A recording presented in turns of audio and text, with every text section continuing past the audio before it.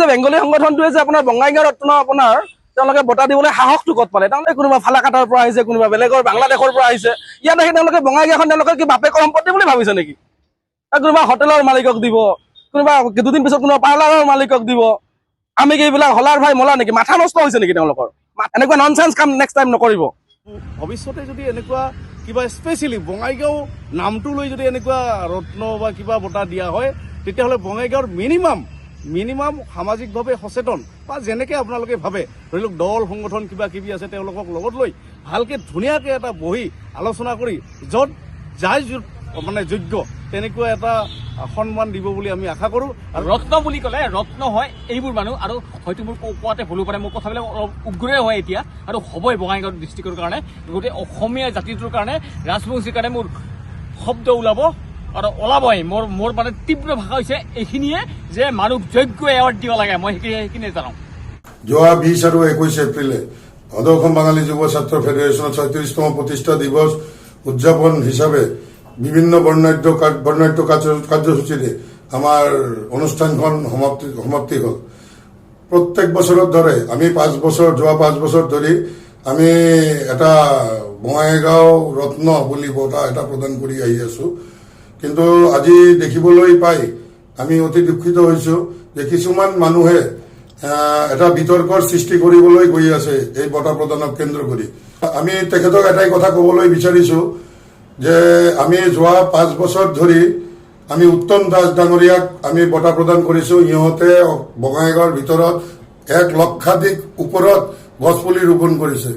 আমি ডক্টৰ বৰদলৈক দিছো, যোনে 4000ৰ ওপৰত নিবনুৱা সমস্যা সমাধান কৰিছে। আমি ডক্টৰ ML আগৰৱালাক দিছো, যোনে ৰাইজক ৰাতে দিনে মানে চিকিৎসা প্ৰদান কৰি মানুহৰ সমাজৰ কাৰণে কাম কৰিছে। আমি বিপুল ৰায় ডাঙৰীয়াক দিছো, যোনে ছচিয়েল ৱাৰ্কত কাম কৰিছে। আমি এনেকা ধৰণৰে মানুহ যোনে কাৰেণ্টলি কাম কৰি আছে সমাজৰ কাৰণে, যোনে বঙাইগাঁও ডেভেলপমেণ্টৰ কাৰণে কাম কৰি আছে, চিন্তা কৰি আছে, সি যি জাতিৰে নহওক, জাতি ধৰ্ম বৰ্ণ নিৰ্বিশেষে, আৰু সি যিকোনো ব্যৱসায়ৰ লগত জড়িত নাথাকক কিয়, যদি বঙাইগাঁৱৰ সমাজৰ কাৰণে সি ভাল কাম কৰিছে, তেওঁক আমি এই বঁটাটো প্ৰদান কৰাৰ কাৰণে চেষ্টা কৰিছো আৰু আগন্তুক দিনতে কৰি যাম। এইটোৰ কাৰণে আমাৰ কাৰো চাৰ্টিফিকেটৰ দৰকাৰ নাই।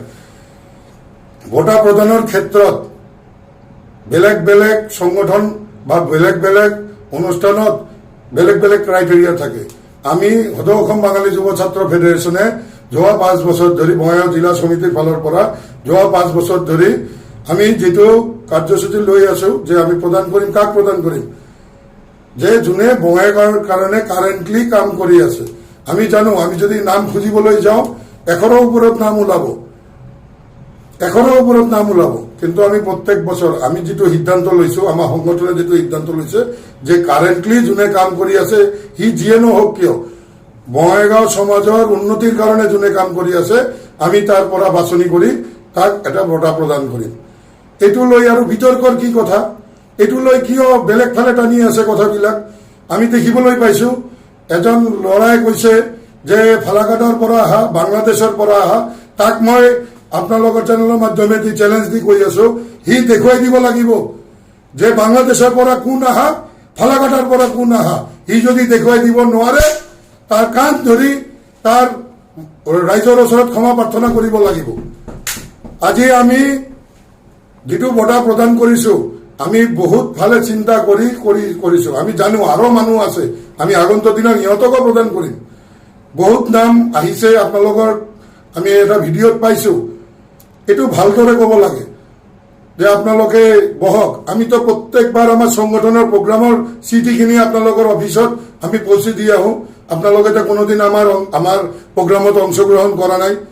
আমি প্ৰত্যেকখন জাতীয় সংগঠন, প্ৰত্যেকখন পলিটিকেল পাৰ্টি, কোনো পলিটিকেল পাৰ্টি বাদ নপৰে, কোনো জাতীয় সংগঠন বাদ নপৰে, সবাৰ ওচৰতে আমি চিঠি প্ৰদান কৰো। কিন্তু কিমানজনে আমাৰ প্ৰগ্ৰামত আমাৰ অংশীদাৰ হয়। আমি এইবেলি 20 তাৰিখত আমাৰ অসমৰ জাতীয় সংগীত আমি পৰিবেশন কৰিছো 500 গৰাকী মহিলা দি। ইয়াৰ জয় জয়কাৰ হৈ আছে সদৌ অসম বাঙালী যুৱ ছাত্ৰ ফেডাৰেশ্যনৰ প্ৰগ্ৰামত। ইমান ধুনীয়া এটা আমি দেখিবলৈ পাইছো যে অসমৰ বিভিন্ন প্ৰান্তত বসবাসকাৰী অসমীয়া মানুহে আমাক আকোৱালি লৈছে, আমাক ভাল ভাল কথা লিখিছে, মেছেজ দিছে। এইটো লৈ কিছু কিছু মানুহৰ জ্বালা উঠিছে যে এই কামখিনিতো আমি কৰিব পৰা নাই, ইহঁতে কেনেকে কৰি দিল, এতিয়াতো সংগঠন হিৰো হৈ যাব। আমি হিৰো হ'ব খোজা নাই। আমাৰ মনৰ পৰা যিটো মাত ওলায় আমি তাকে কাম কৰোঁ। কালি আমি জুবিনদাৰ মানে আত্মাৰ সদ্গতিৰ কাৰণে আমি জুবিনদাৰ মায়াবিনী গানখন আমাৰ 500 গৰাকী মহিলা দি আমি কিমান টেনশ্যনত আছিলো আমি জানো একমাত্ৰ, যে আমাৰ বেংগলী প্ৰগ্ৰাম কিবা এটা যদি ভুল হয় মানে মানুহ আমাক একদম মানে সমালোচনা কৰি শেষ কৰি দিব।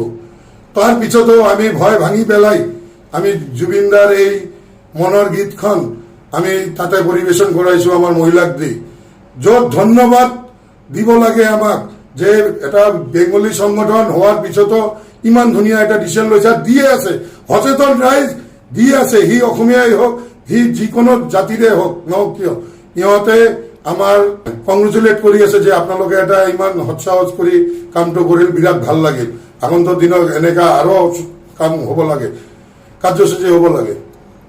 এইবিলাকৰ কথাটো একবাৰো আমি ইহঁতক মাত দিব দেখা নাই যে আপুনি বেংগলী সংগঠনৰ মানুহ হৈ পেলাই আপোনালোকে আমাৰ অসমীয়াৰ জাতীয় সংগীতখন পৰিবেশন কৰিল, আমাৰ হিয়াৰ জুবিন গাৰ্গৰ মায়াবিনী গানখন পৰিবেশন কৰিল। এইটো লৈতো আমাকতো কোনো ধৰণৰ ইহঁতে যে ধন্যবাদ জ্ঞাপন কৰা নাই বা প্ৰশংসা কৰা নাই। কিন্তু এজন মানুহ সি হোটেলৰ স্বত্বাধিকাৰী হ'ব পাৰে, কিন্তু তাৰ কৰ্মখিনিক চাওক। ইহঁতে 5 টকাত আজি কি ভেলু আছে? 5 টকাত গৰীব মানুহৰ এসাঁজ যোগান ধৰি আছে কিছুদিন মূৰে মূৰে। আপোনালোকে কিয় কৰা নাই? আপোনালোকেতো ডাঙৰ ডাঙৰ সংগঠনৰ লিডাৰ সাজে, আপোনালোকে কৃষকৰ লিডাৰ সাজে, আপোনালোকে কি কাম কৰিছে চাওক। মোৰ ফেচবুকৰ একাউণ্টখিনি খুলি চাওক, আমালোকে কিমান কাম কৰিছো। ৰাইজৰ কাষত আমি থিয় দিছো, ৰাইজৰ হৈ মাত মাতক, ৰাইজৰ হৈ কাম কৰক। আমি নেক্সট টাইম গভৰ্ণমেণ্টৰ ওচৰত এটা দাবী জনাবলৈ গৈ আছো যে বেদখলকাৰী মাটিবিলাক যিবিলাক দখলমুক্ত হ'ল, এই মাটিবিলাক আমাৰ খিলঞ্জীয়া অসমীয়া যুৱকক কৃষিৰ কাৰণে প্ৰদান কৰিব লাগে। হয়, সদৌ অসম বাঙালী যুৱ ছাত্ৰ ফেডাৰেশ্যন অনাগত দিনত এই দাবী উত্থাপন কৰিবলৈ গৈ আছে। কওক আমালোকৰ ছাপোৰ্ট আপুনি কৰিবনে নাই? আমাৰ ছাপোৰ্ট আপুনি কৰিবনে নাই? আহক, ওলাই আহক। বেংগলী ফেডাৰেশ্যন অসমীয়া জাতিৰ হৈ মাত মাতাতে আপোনালোকৰ লিডাৰশ্বিপৰ চেয়াৰখন ভাঙি পৰিবলৈ ধৰিছে। এতিয়া আপোনালোকৰ মাথা নষ্ট হৈছে। যোৱা 5 বছৰ ধৰি আমি এৱাৰ্ডটো দি আছো, এইবাৰ 6ষ্ঠমবাৰৰ কাৰণে আমি প্ৰবীণ বৈশ্য ডাঙৰীয়াক বঁটাটো প্ৰদান কৰাৰ লগে লগে আপোনালোকৰ জ্বালা উঠি গ'ল। এইবিলাক তুলুঙা মন্তব্যৰ পৰা বিৰতি থাকে যেন। আৰু আমি আৰেকটা বস্তু লক্ষ্য কৰিছো, একেখন সংগঠনৰ 2জন নেতা, এজনৰ বাক্য ইমান নিম্ন স্তৰত আৰু আৰেকজনৰ বাক্য কিমান ধুনীয়া, শুনাতে ভাল লাগে। এডভাইস কৰিছে, সাপোৰ্ট কৰিম বুলি কৈছে। আৰু একেখন সংগঠনৰ আৰেকজন নেতা ইহঁতে এটা সংগঠনৰ নাম লৈ অবৈধ পালত গজা এনেকা ধৰণৰ শব্দৰ চয়ন কৰা, এইটো আমি কোনোদিনো গ্ৰহণযোগ্য নহয়। আৰু আমি সকীয়াই দিছো, এইবিলাক কোৱাৰ পৰা আপুনি বিৰত থাকক, নহলে অনাগত দিনত আমি আইনৰ কাষ চাপিবলৈ বাধ্য হ'ম। ধন্যবাদ।